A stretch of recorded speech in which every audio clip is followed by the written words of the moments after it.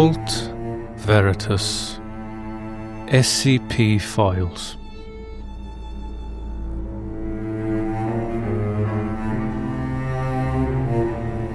Episode 97 The Promise.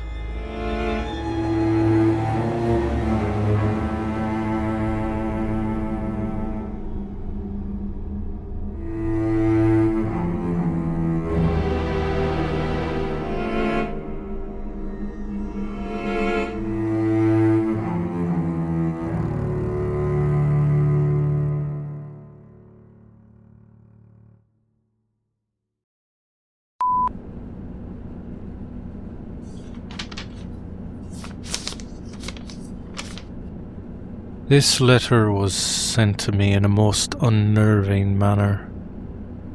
Scott had begun reading his report on SCP-6227, the factory that anonymously delivered pizza instantaneously. The one Are We Cool Yet hijacked before we shut it down for a second time. And the moment Scott picked up the report, the moment he began to read, before his power had time to take effect, this letter appeared on my desk, teleported through SCP-6227. And it was not from Oki. It was sent by Ophelia Owens of the Serpent's Hand. Once upon a time, there was a young doctor named Ophelia Owens.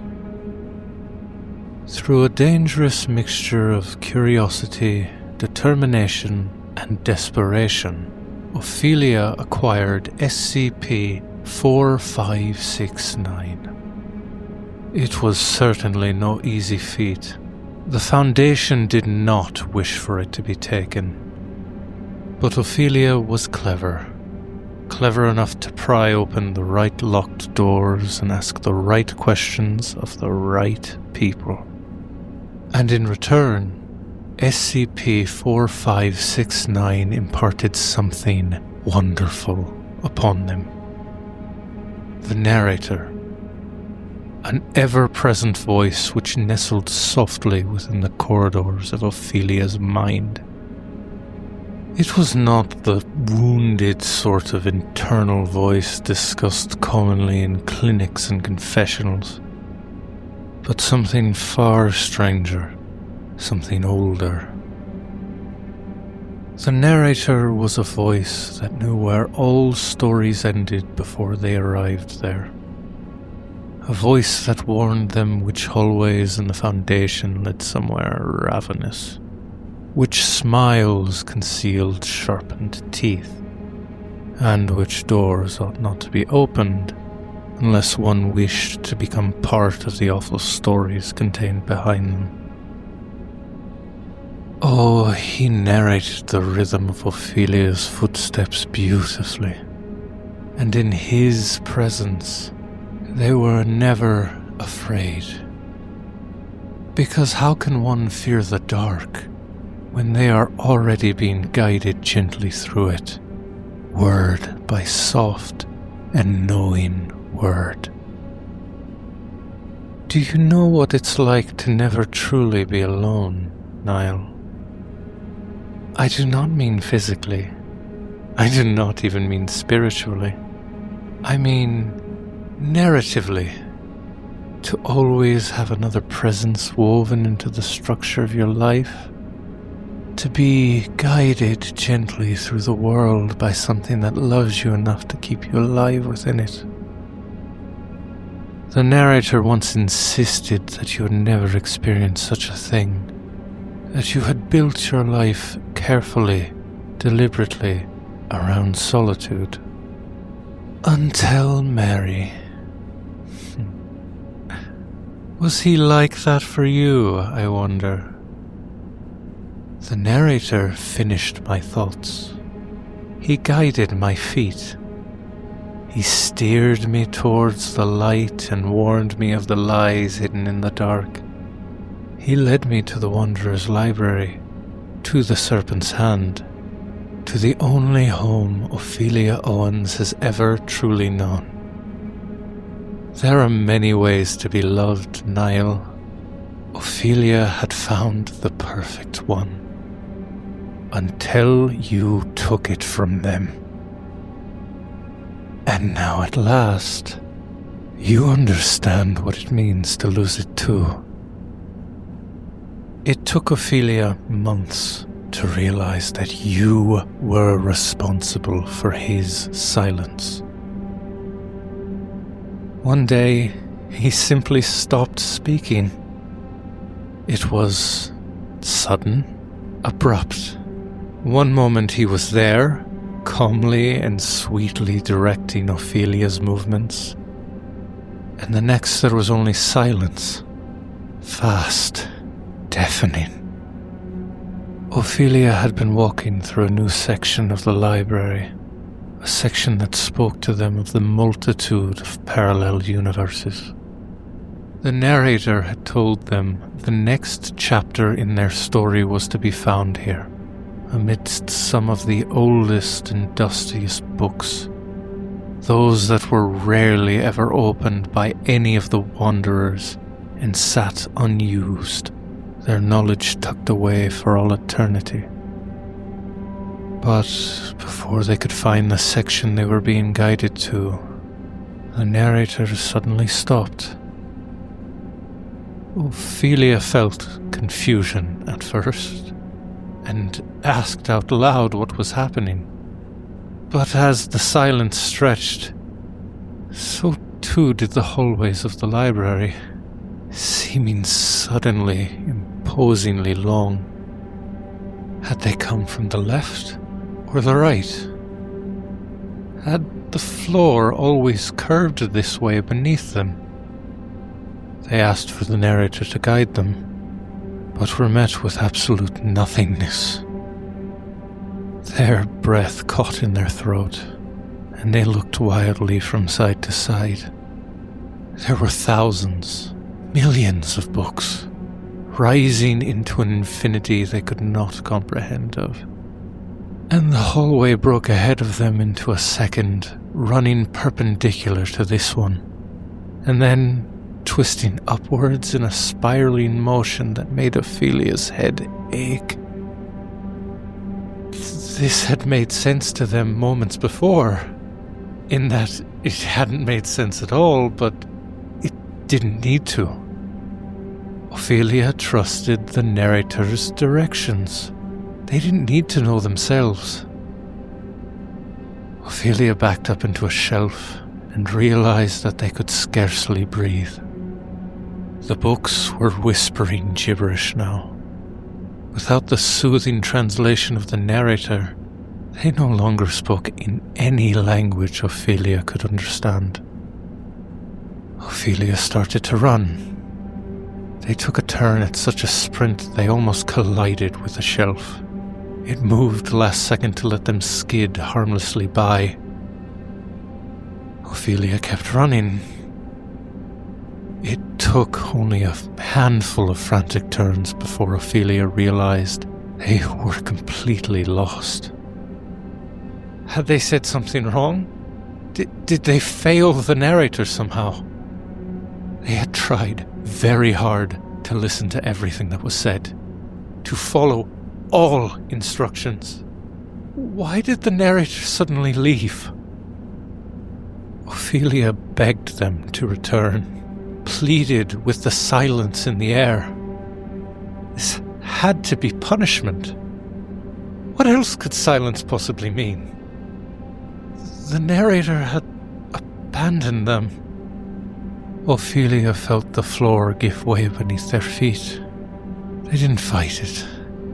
The library seemed to have turned against them, and they didn't know what else to do. They were in its domain, after all. There was nothing to do but give in. Ophelia shut their eyes and let themselves slide. The narrator had abandoned them. The library had turned against them. They were utterly alone. When Ophelia finally caught their breath and opened their eyes, they found themselves back at their encampment. This was not the central headquarters of the Serpent's Hand, for Ophelia found that loud and intrusive. They had only ever needed the narrator before.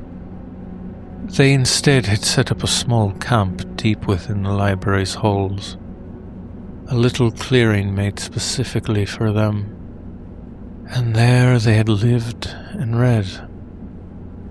They had researched and then left, helped the world and their fellow SCPs as much as they could, returned and read some more. The library had returned them home. They were not fully abandoned after all. And yet, the library could not speak to Ophelia Owens, not in the way the narrator had. It could show them secrets, open up new paths, provide as it always had before, but it did not tell them what their future held. It did not direct so much as suggest, and Ophelia had no way of knowing if the actions they took were safe, if they could trust the others of the Hand. The library tried to urge them to continue living. It opened up doorways for them, trying to get them to step back out into the world. Ophelia closed them every time. They did not know what awaited out there. It could be anything. It could be death. It could be injury. It could be a choice that they no longer knew how to make. They might get something wrong.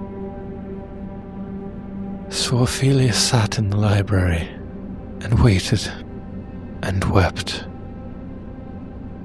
Time passed. Ophelia felt each moment of silence weighing down upon them. The library provided food. The library provided water. But the library did not provide conversation. So Ophelia sat in silence and waited and wept. One day the library opened a door and tilted them down through it. Ophelia knew better than to protest. This was not the slight suggestion, the gentle hope that it usually gave that they would comply. No, this was the library needing them. Ophelia did not know what they could do for the library without the narrator's guidance. Ophelia knew they were probably going to fail it. Fail the one friend they had left. And then the library would abandon them, just like the narrator had. And they would be entirely alone. Ophelia was tumbled out into a vast library. Not the whispering halls they called home, but a different one. There was faint conversation in the background, the sound of typing, the sound of people, and the smell of fresh new paper. Ophelia hated it. They did not trust anyone here. How were they to know if it was dangerous?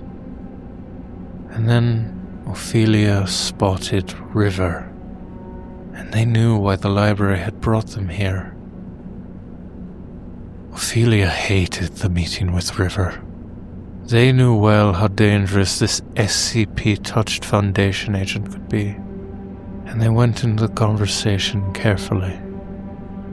They called her sister, they attempted to play nice, they welcomed the agent with open arms, feeling that that was somehow right, that this was what the library had wanted for them. And even though River scared them to the bone, it felt good to finally hear someone else speak. When River had at last left, Ophelia Owens slunk back into the library, ready to return to their silent vigil. Instead, they found a tome waiting for them. The library, could not speak directly or plainly, but it did not need to. The tome waiting upon their bedroll bore only 2 labels upon its cover: Niall, and beneath it, J.O.C. It contained a number of odd reports, sent interchangeably to Niall Connors or one Miranda Sterling. It contained the same 2 names cropping up over and over: Aidan Greenwall and Scott Anderson. There were pictures and recordings of conversations beyond Ophelia's comprehension, and buried amidst those records was a story Ophelia had never heard before, one the library remembered very personally. As Ophelia read further and further, a deep anger settled into their bones. The library had finally provided them an answer. Ophelia had not failed the narrator. They had not been abandoned. They had been used. Ophelia Owens checked the date on the final report, and then asked the library for the current date. The calculation settled into a deep, growling pit in their stomach. 203 days of suffering, because Niall wanted to pass on a message to his newest pet. Ophelia Owens was simply collateral damage in one of his endless little manipulations. It hadn't even been about Ophelia at all, and they doubted Niall had known or even cared. Oh, but the secrets in that tome. My dearest Niall, I know it all now. I know about the bargain. I know what you sold for the power you wield. The library remembers the promises you buried beneath your new position, Niall. The library holds such interesting records of that mewling, starving little brat who came begging at its doors. I know what you asked it for. I know how you schemed and wheedled and promised fair payment. I know how much the library trusted you, how much it gave you, how much it loved you, and how quickly you ran when it finally asked for something in return. Oh, Niall, my dear. Ophelia read until the narrator returned at last. Temporary silences unsettle you deeply, do they not? Niall, my dear, how far must you run now? The narrator's back, and we both remember how you hurt us. The library hurts too. The pathway to Mary is here, right here. I could walk it myself if I chose to. But you are not welcome here. The library is close to you. You may stand across from 1,000 doors and know that none of them will hold what you want most. You seek doors that lead to worlds where he still breathes. They will not open for you. The shelves holding those paths have already been hidden. The library has made its decision. We are watching you, Niall. It matters little to us whether you succeed or fail in your mission here. Your universe is merely one amongst millions. Should it collapse into oblivion, there will always be others left standing. And of course, the library survives. It always survives. You taught me what silence feels like. Allow me to return the favor. Because yes, Niall, the library could help you. I even know how. But after everything you stole, after every promise you abandoned, after every life you've twisted into tools, there is something profoundly satisfying in watching you fail alone. The tragedy is not that Mary died. The tragedy is that after everything you sacrificed to prevent it, he died anyway. Rest well, Niall.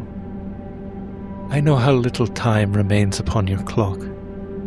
You will need your strength for what comes next. Good luck.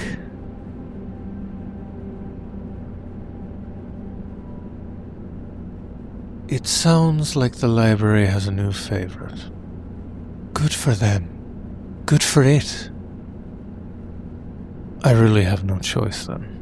I've known the library was closed to me for a long time, but this confirms that there is little forgiveness to be found there. The path is unchanged from before. I simply have to make do with what's available in this universe. And that is Scott.